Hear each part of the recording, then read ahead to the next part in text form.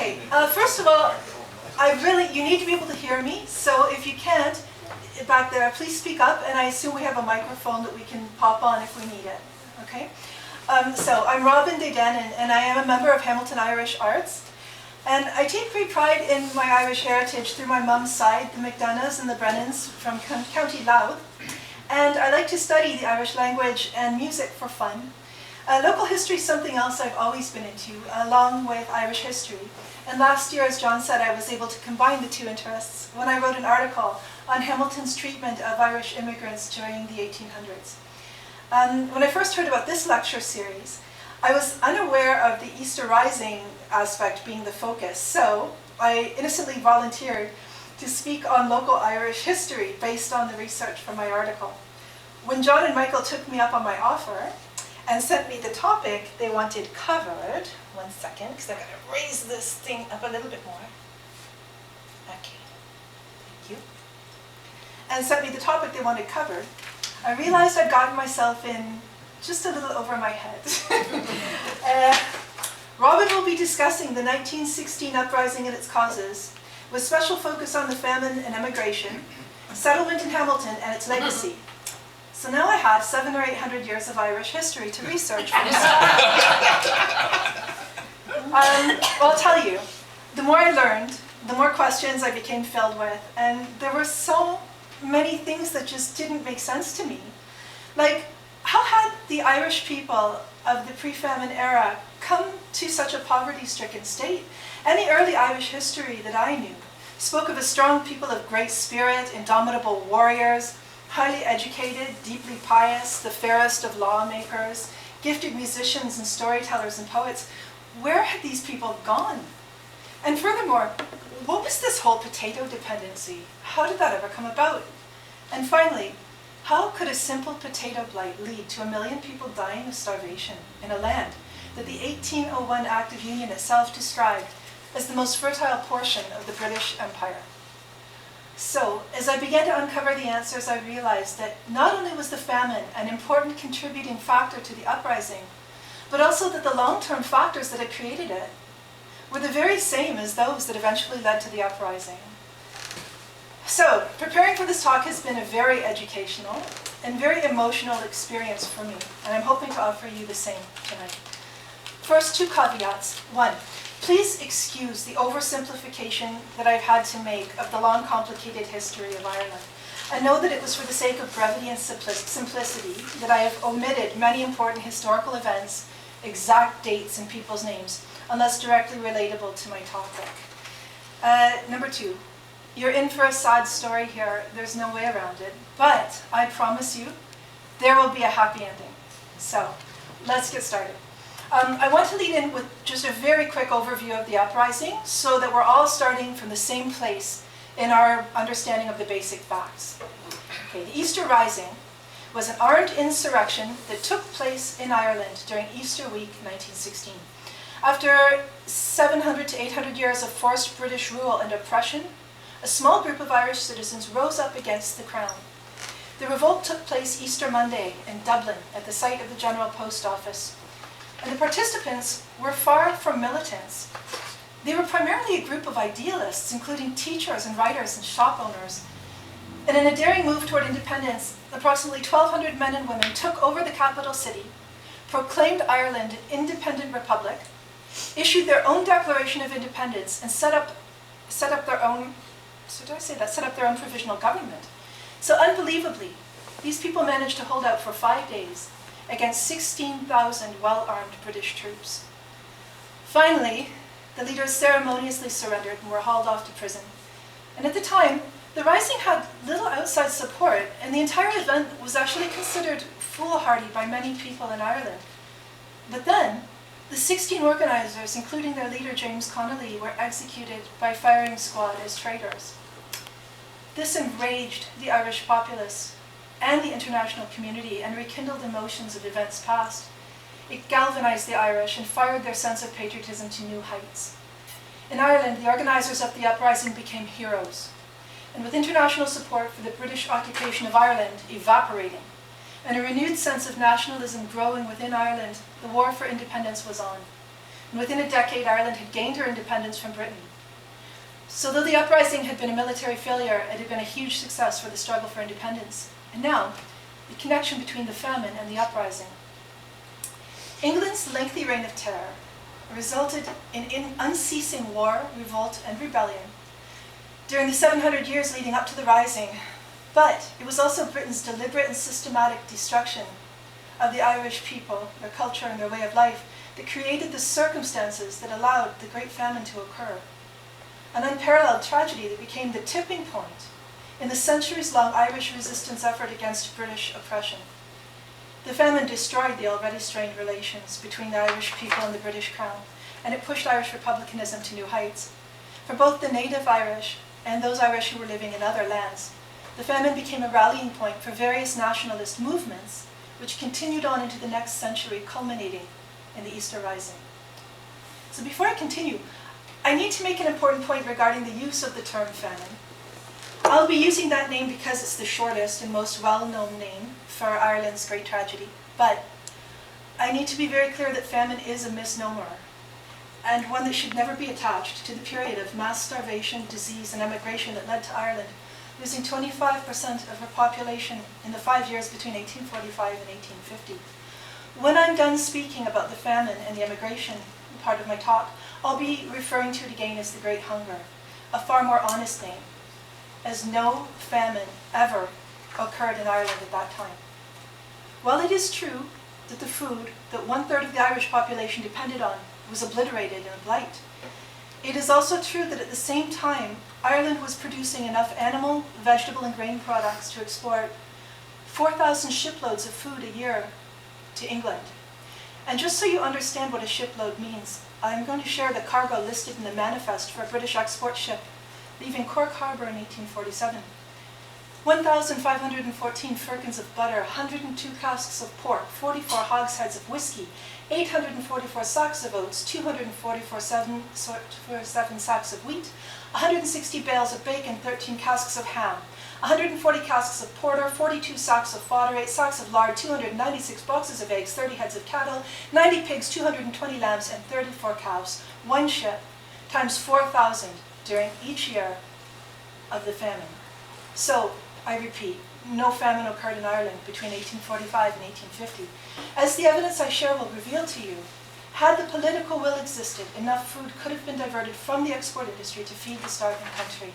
And historian Cecil Woodham Smith writes in the definitive famine resource, The Great Hunger, "No issue has provoked so much anger and embittered relations between England and Ireland as the indisputable fact that huge quantities of food were exported from Ireland to England throughout the period when the people of Ireland were dying of starvation." Unquote. Now, back to the 3 questions I mentioned in the introduction. 1, how had the Irish become so poverty-stricken and beaten down? 2, how had they become so dependent on potatoes? And 3, how did a potato blight turn into mass starvation? We'll have to go back to the beginning of England's lengthy occupation of Ireland to find those answers.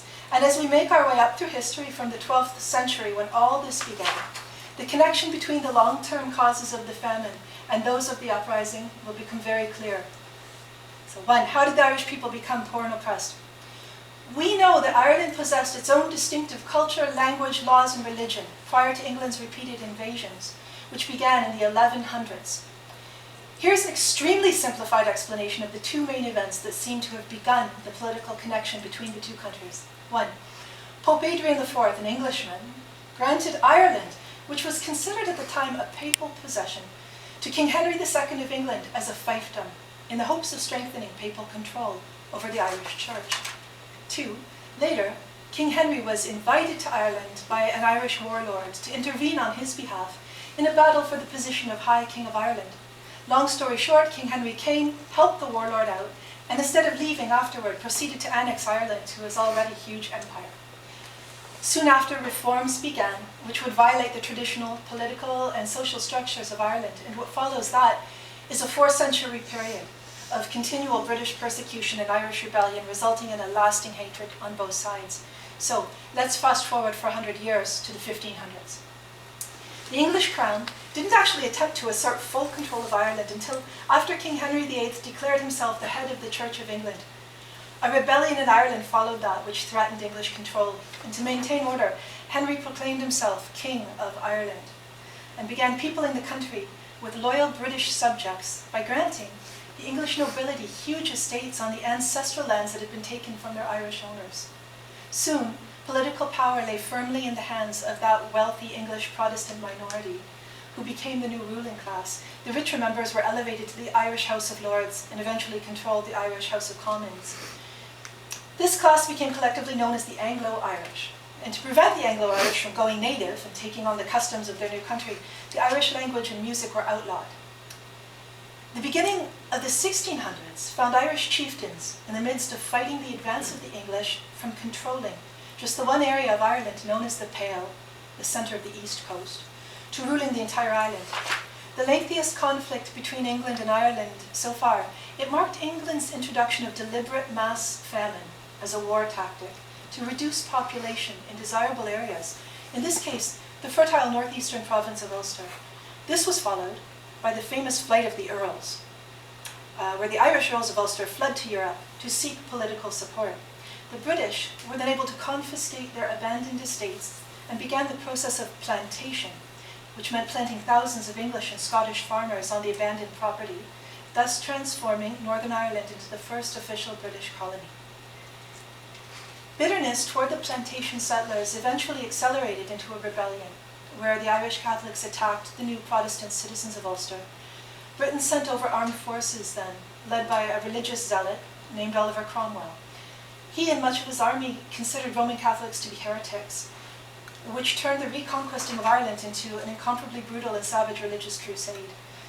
Cromwell's forces killed tens of thousands of Irish and drove hundreds of thousands more off their land, forcibly relocating them to the rocky, desolate areas in the western province of Connaught. Thousands more were kidnapped and shipped as slaves to Europe, Jamaica, and the West Indies.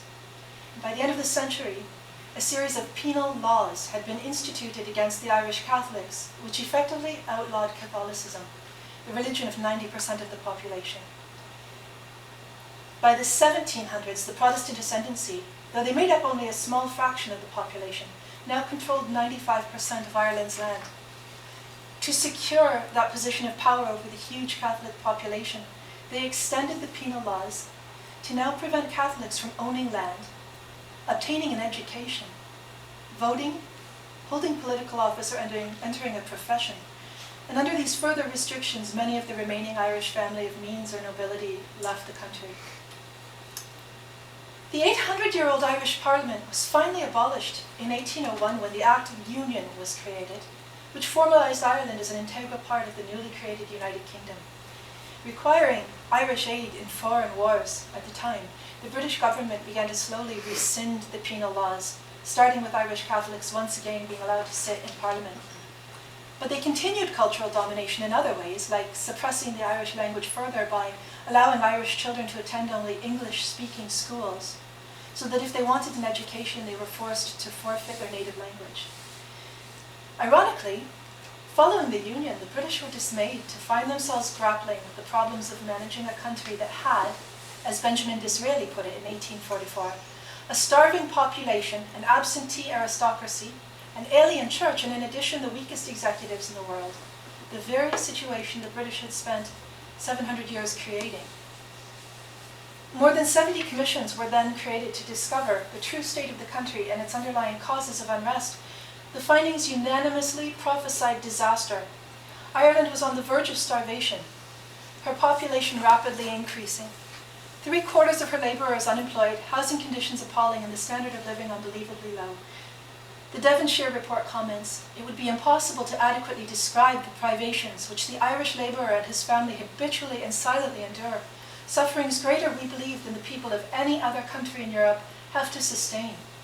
In many districts, their only food is the potato, their only beverage water. Their cabins are seldom a protection against the weather. A bed or a blanket is a rare luxury, and nearly in all, their pig and manure heap constitute their only property." The findings concluded that bad relations between landlord and tenant were principally responsible for the disenchantment of the Irish people. The examination of this landlord-tenant situation will lead us to the answer of our next question. But first, a quick recap. Historical records have proven that the pre-famine Irish were transformed from a proud race to a broken, poverty-stricken people by the long-term British oppression. And those same facts also give us insight into the resulting Irish resentment and continual rebellion throughout Ireland's history, of which the Easter Uprising was the eventual culmination. So, question 2. How did 1/3 of Ireland become dependent on the potato? Here's what I found out. The potato is surprisingly nutritious, easily cultivated in poor soil, and able to produce 3 times more food than any grain grown in the same amount of space. Initially, the Irish found the potatoes to be a good supplementary food to their main diet of butter, milk, and grain products, but by the 1700s, people had become dependent on the potato for their sole food source, eating 7 to 14 pounds a day of it if they could get it. The large dependency on this single crop, and the fact that they grew only one species, the Irish lumper, were 2 reasons why the emergence of the blight had far more devastating effects on Ireland than anywhere else in Europe. Now, how did the potato become the food staple of the Irish by the 1700s? And the answer lies in the landlord-tenant problems I mentioned earlier. A particular style of land management, called the middleman system, had developed, which allowed the Protestant ascendancy to easily control their vast estates, even from a distance. When the British colonized Ireland, they transformed the most arable lands into cash crops for export and extended the grazing land to raise cattle for a hungry consumer market at home. Many landowners lived in England and were called absentee landlords, and rent collection was left in the hands of their agents, called middlemen. This assured the landlord of a regular income and relieved them of property management responsibilities, but it left tenants subject to exploitation, with ridiculously high rents, no security of tenancy whatsoever, and incredibly low wages for working the landlord's estate. And the ability of the middleman was measured by the amount of money he could extract from the tenants. Middlemen leased large tracts of land from the landlord on long leases with fixed rents, which they would then sublet. They would split the holdings into smaller and smaller parcels to increase the amount of rent they could obtain. For example, in 1770, a 50-acre farm was let to a middleman family of 10. By the first year of the famine, 75 years later, there were over 300 inhabitants living on that same 50 acres, most of them subtenants of the original leaseholder. This class of tenant made up the majority of tenant farmers in Ireland, and in these circumstances, a peasantry was created, which was one of the most destitute in Europe. Some Irish landlords saw a silver lining in the potato crisis. Should tenant farmers default on their rents, they could be forced from the land, which could then be used for the more profitable pasture lands. Many famine emigrants' ship fares were paid by landlords, seeking the cheapest, most efficient way to clear those lands. So herds of cattle and sheep would soon replace the patchwork quilt of the tiny tenancies. On the Belty Boys estate in County Wicklow, Elizabeth Smith, the landlord's wife, writes eloquently about how her family aspired to such clearances. We determined to get rid of the little tenants and to increase the large farms, and we did it. But not at once, just watched for opportunities and managed this delicate business without annoying anyone or even causing a murmur. The 1841 census showed an Irish population of just over 8 million. 2/3 of those depended on agriculture for their survival, but they rarely received a working wage. They had to work for the landlords in return for the tiny patch of land they needed to grow enough food for their own families.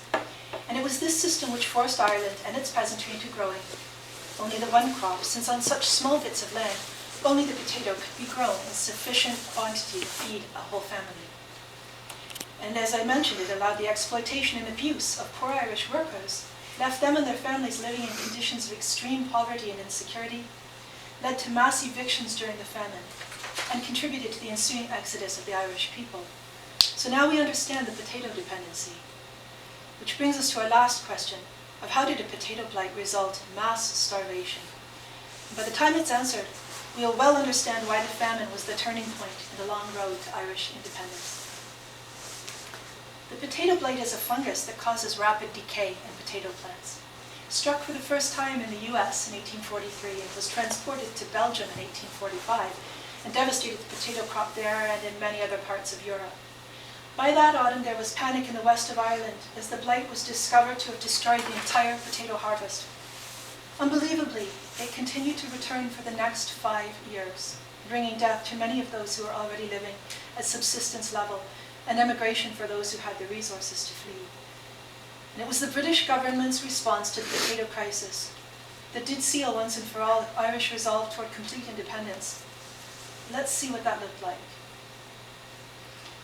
At the first reports of potato crop failure, the Irish sent communications to the Queen and Ireland's Lord Lieutenant proposing remedies to the pending disaster, such as following Belgium's example of shutting their ports against the export of food. They were told not to be alarmed, and the crop failure reports were premature, and they had scientists looking into solving the blight. It is important to note here that the policy of closing ports to keep homegrown food for domestic consumption had proven effective in staving off famine during previous minor potato blights and food shortages in Ireland. By refusing to allow that same policy this time, the British government ensured that the potato blight of 1845 to 1850 would result in massive suffering, mortality, and emigration. When the October harvest revealed the true scale of destruction, British Prime Minister Robert Peel found the reports very alarming, but reminded his colleagues that there was always a tendency to exaggeration in the Irish news, though he began precautionary efforts shortly thereafter, just in case. His first idea was to lower the bread prices in Ireland by repealing the grain tariffs, which kept prices artificially high. But unfortunately, he had insufficient parliamentary support to push that measure through. Next, he purchased £100,000 worth of Indian corn from America to distribute to the hungry. But unanticipated problems occurred with this well-meaning effort.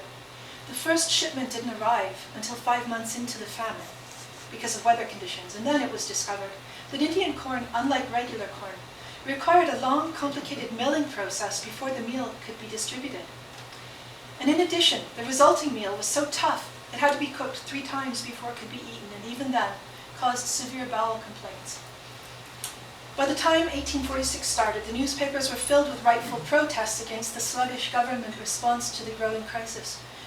Journalist politician John Mitchell of Young Ireland put forth his views on the wretched way in which the famine was being trifled with, and asked whether the government still did not have any conception that there might soon be millions of human beings in Ireland having nothing to eat. His article in English Rule claimed the Irish people were, quote, expecting famine day by day, and that they watch helplessly as heavy-laden ships, freighted with the yellow corn their own hands have sown and reaped, spread sail for England. The Nation newspaper insisted that the only remedy was that which the rest of Europe had adopted, to retain in the country the food raised by her people till the people were fed. And unbelievably, the ports remained open and export continued. Historical records show that food exports continued even during the worst years of the famine. This food was shipped under heavy armed guard from the most famine-stricken parts of Ireland. Author Cormac O'Grada points out in Ireland before and after the nation, but these were money crops, not food crops, and could not be interfered with. By now, Prime Minister Peel had set up public works projects, but there weren't enough jobs available for the hundreds of thousands of men that were showing up to work. Furthermore, the daily wages weren't sufficient to afford the high food prices.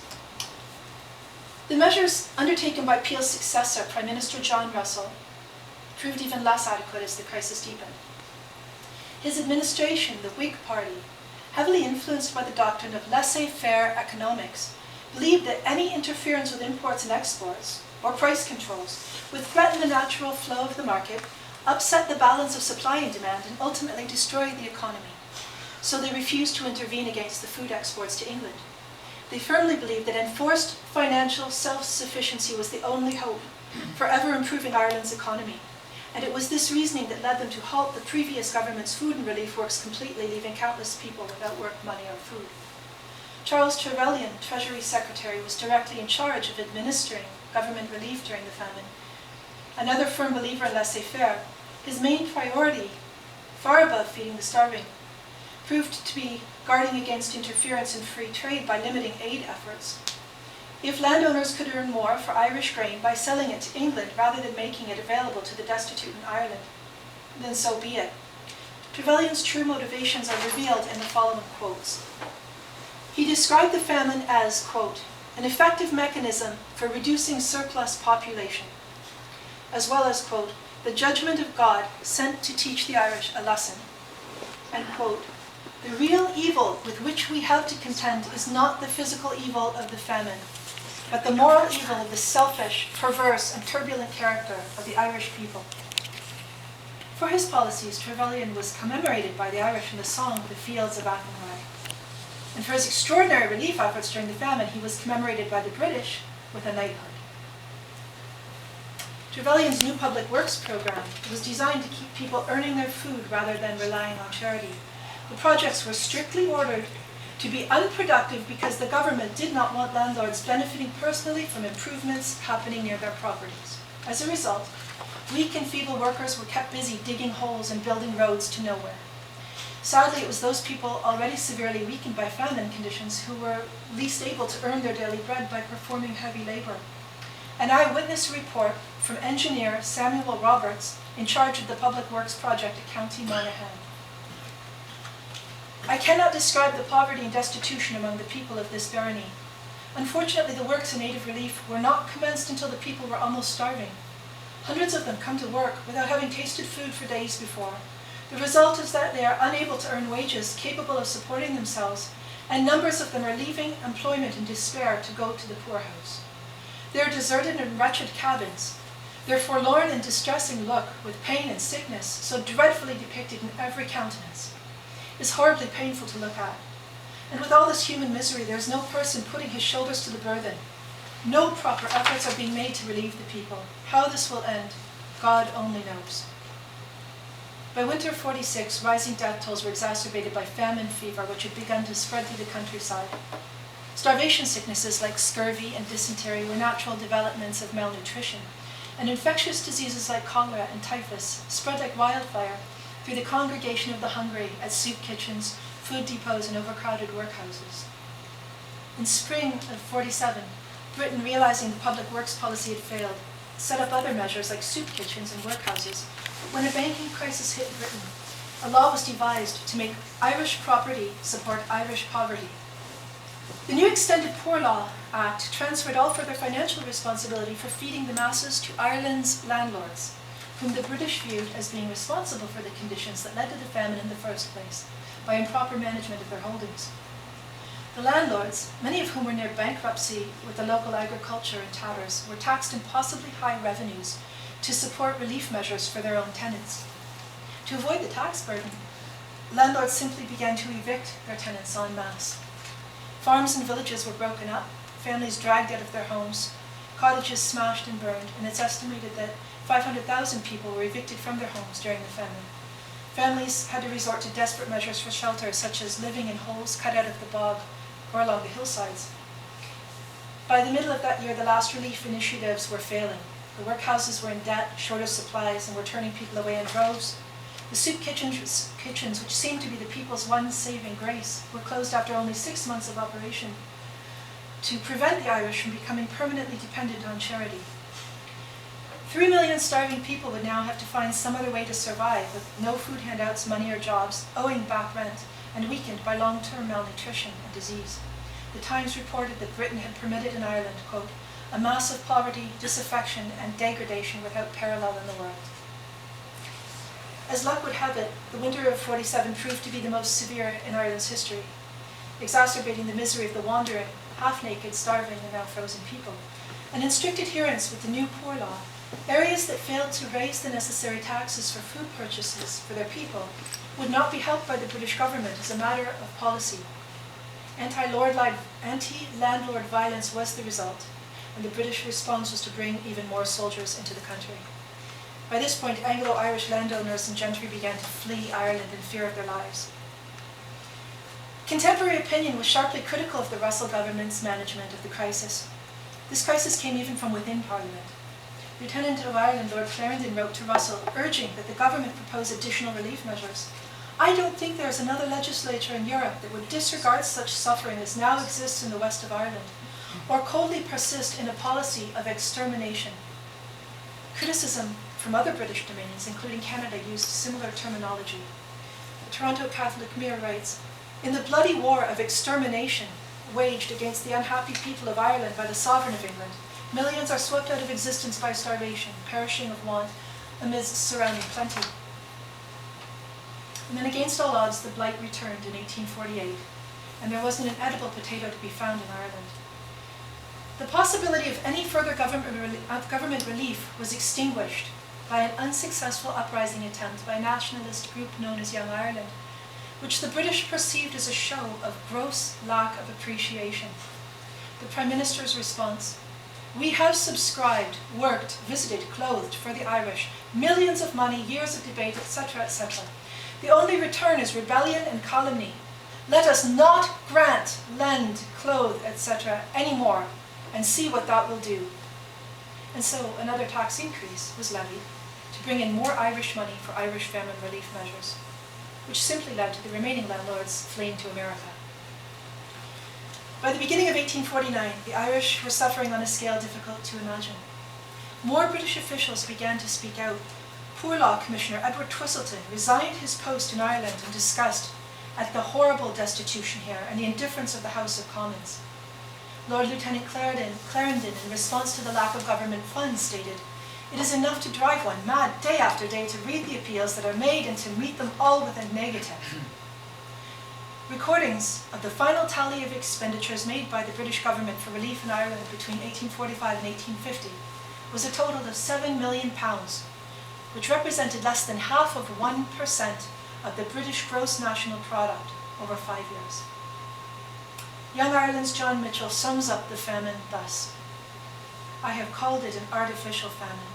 That is to say, it was a famine which desolated a rich and fertile island that produced every year abundance and superabundance to sustain all her people and many more. The English indeed call the famine a dispensation of Providence, and ascribe it entirely to the blight on potatoes. But potatoes failed in like manner all over Europe, yet there was no famine save in Ireland. The British account of the matter then is first a fraud, and second a blasphemy. The Almighty indeed sent the potato blight, but the English created the famine." The aftermath of the famine had many facets. The whole population of the starving country began to move about. Cities, villages, and entire districts were abandoned. Western Ireland was nearly depleted of her population. Among country folk, the centuries-old communal way of life with its traditional emphasis on neighbourly sharing now collapsed. It was replaced by a survival mentality in which every family, every person fended for themselves. Family bonds disintegrated as starving parents deserted their children, and children likewise deserted their parents.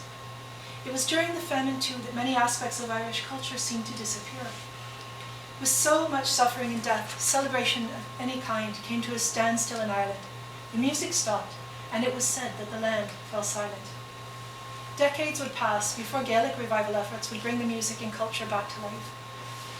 The famine also dealt the final death blow to the language. The highest death rates occurred in the West, the area with the greatest population of Irish speakers.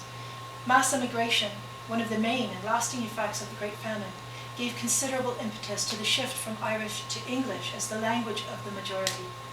Ultimately, 80% of Ireland's native speakers died in the famine, or left the country during the following emigration, taking the language with them. During the famine years, between 1.5 and 2 million Irish left their country due to eviction, starvation, and harsh living conditions. By the tens of thousands, the Irish boarded ships and departed their beloved homeland, heading to the US, Canada, England, and Europe.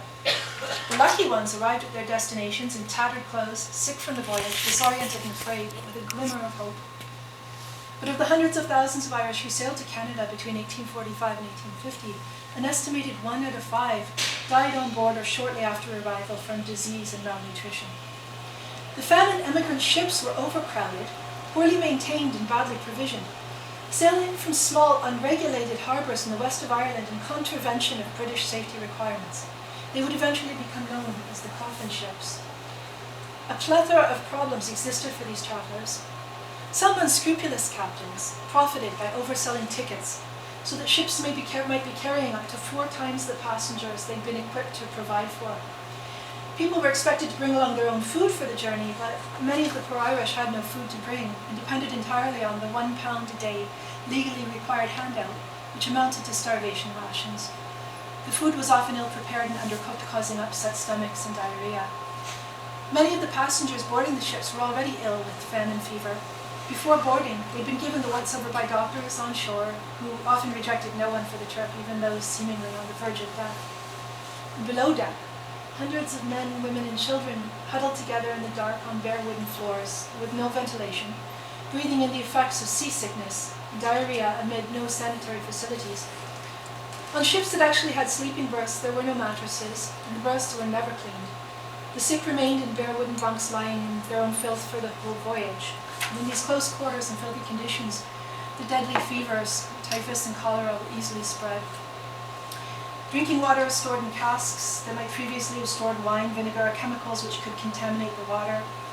Many ships ran out of water long before reaching North America, making life especially miserable for the fevered passengers suffering from burning thirst. Now, the first coffin ships headed for Quebec. The 3,000-mile journey took 1.5 to 3 months.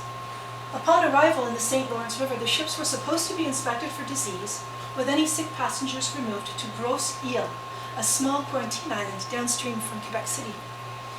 But in the spring of 1847, the worst year of the famine, shipload after shipload of fevered Irish arrived, quickly overwhelming the tiny medical inspection facility. By June, 40 vessels containing 14,000 Irish immigrants waited in a line extending down the St. Lawrence. By July, the line of ships had grown several miles long. A 15-day general quarantine was then imposed for all the waiting ships. Many healthy Irish thus succumbed to typhus as they were forced to remain in their lice-infested holds for 2 more weeks. With so many dead on board the waiting ships, hundreds of bodies were emptied into the St. Lawrence.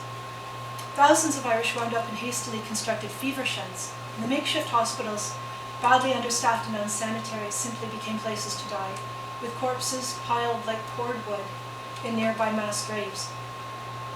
In case any of this sounds over the top or sensationalistic, I encourage you to Google any of it, and you'll see the facts, the historical records, the photographs, the names of the records. They're all there. There's no exaggeration. Quarantine efforts were soon abandoned, and the waiting ships were sent on to their next destination with no medical inspection or treatment, but free passage offered to other cities such as Montreal, Kingston, Toronto, and Hamilton. Few of these migrant families' stories have been recorded, but one exception does exist. It's the story of the Willis family of Limerick. Both parents and 5 children boarded the Jessie at Limerick with 482 other passengers on April 18, 1847. Before sailing, one son fell ill and had to be left behind in Limerick. The ship spent 56 days on the Atlantic, during which time the Willis' 18-year-old son and 10-year-old daughter, Martha, died. When they reached Grosse Ile in Quebec, daughter Mary, age 17, was removed to the hospital sheds where she later died. The remaining 3 family members were forced to proceed downriver to Toronto. From there, they made their way inland to Brantford, where both the father and the remaining son died of fever, leaving the mother on her own. And unfortunately, stories like that of the Willis family were not uncommon. Tragically, the horrendous experiences the immigrants suffered in Quebec were repeated on shores of other cities, including our own. Thousands of immigrants died on board, waiting in quarantine, or in fever sheds on shore. But thankfully, many more lived than died. The survivors did not have an easy time settling. Terrible prejudice was an unavoidable fact of immigrant life. Not surprising when you compare the numbers of immigrants to the population of the cities in which they were landing. In 1847 alone, 38,000 Irish immigrants embarked in Toronto, whose population at the time was 20,000. However, in that case, that year arrivals were quickly processed, and 32,000 of those were quickly rerouted downriver to Hamilton, where heavy-duty laborers were in demand for work on the rapidly developing city's railroads, city roads, bridges, factories, and more. The Irish were known to be hard workers, used to minimal wages, so the work wasn't hard to get. But the pay wasn't great, and unskilled back-breaking labor was the only type of work most of the immigrants could expect to get. Bridgets and Marys were popular hires too. It was common knowledge that no housemaid worked harder or loved children more than an Irish one. Long before the famine, Hamilton's Irish neighbourhood, Corktown, had already been established by the immigrants who'd come over for work opportunities on the construction of Dungarvan Castle and the Desjardins Canal and the railways. Some workers, in lieu of payment, had been granted plots of land there by Sir Allan MacNab, who owned the property along the base of the escarpment between Catherine and Wellington. Corktown was described at the time as being a cosy area resembling parts of Ireland, with simple frame houses, gardens and chicken coops in the backyards, green pastures with cows grazing at the foot of the mountain, and corner grocery stores that doubled as neighborhood gathering places, and of course, the odd pub or two. During the famine years, The tiny houses became extremely crowded in a short space of time. Many homes were shared by numerous family members, friends, and even boarders in one tiny space. The Spectator noted the squalid living conditions, citing one case where as many as 27 were found living in a two-room shanty. By 1849, 30% of Hamilton's population was Irish. Money was raised by the hard-working immigrants and sent to support family members back home, as well as to contribute to the nationalist efforts that were happening there. The Irish became valuable contributors to the community. Our local history records show that the core of our city was built in the great majority by Irish immigrant labourers. One of the most outstanding areas of contribution in Hamilton during and shortly following the famine, I thought this was very interesting, I didn't realize, was the raising of our educational standards with the introduction of parochial schools. The Hamilton Wentworth District's separate school board website shows that its roots began in 1852 when the Sisters of St. Joseph's were invited to establish education programs for Catholic children in the city as a response to the large influx of Catholic families from Ireland during the famine years. And the Loretto Academy, which my mother attended, one of the finest private schools in Ontario, which ran from 1865 to 1972, was also established by the Irish community in Hamilton. Now, as a result of the Great Hunger, the Irish became a large and important part of other societies around the world too. Among her first acts as Ireland's first female president, Mary Robinson instituted a perennially lit candle in a window of her official residence to honour the Irish diaspora worldwide. Author Patricia Hardy writes in Greatest Irish Americans of the 20th Century, "Fleeing starvation with few or no material possessions, they brought their music and song and tales of home as they spread out across the world until there was not a corner they didn't touch or leave their mark upon." This is the happy ending part. Irish is now Canada's fourth largest ethnic group, with more than 4.5 million Canadians claiming Irish ancestry. The proud presence of the Irish in Canada today is also manifest in the myriad of Irish societies and associations spread across the nation, like this one. As we well know, there are many Canadian associations for Irish studies, as well as university programs and courses devoted to the same theme.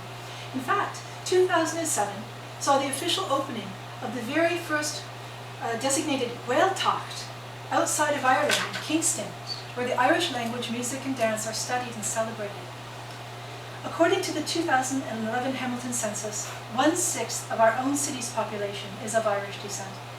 And there are many people in our very own community here who can actually count their great-great-great-grandparents among the Great Hunger immigrants, including club member and upcoming speaker Dermot Nolan, Mark Fletcher, a Hamilton Irish Arts member, regular Tuesday night session musician, and our whistle and drum teacher, and Marilyn Abraham, Irish dance teacher, who chairs the Spring Rain Weekend of Irish music, dance, and language workshops in Bellwood every year. Direct famine ancestors.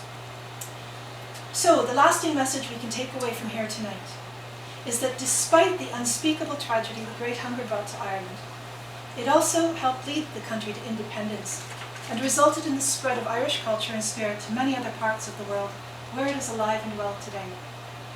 And in closing, there's one more thing I'd like to share. Last year around this time, when I was researching my earlier article, I felt myself feeling very, very low after weeks of reading unbearably sad stories of our ancestors. And there was one afternoon I was Googling Irish culture in Hamilton, and I came across something that changed everything for me in an instant. I read the words, Hamilton Irish Arts video Corktown session. The screen opened to show a bunch of musicians playing Irish traditional music. As the camera panned around the circle, I saw people from 12 years old to 85 playing fiddles and banjos and uilleann pipes and guitars and accordions and flutes and bodhráns. And as I sat there looking at all the life in that room, and those happy faces, and that beautiful music, I began to cry and smile and laugh out loud, because despite everything that had happened to our people and our culture over the centuries, the undeniable truth of a famous Irish phrase glowed up at me from that screen. Ar Boing go bra! Ireland lives forever.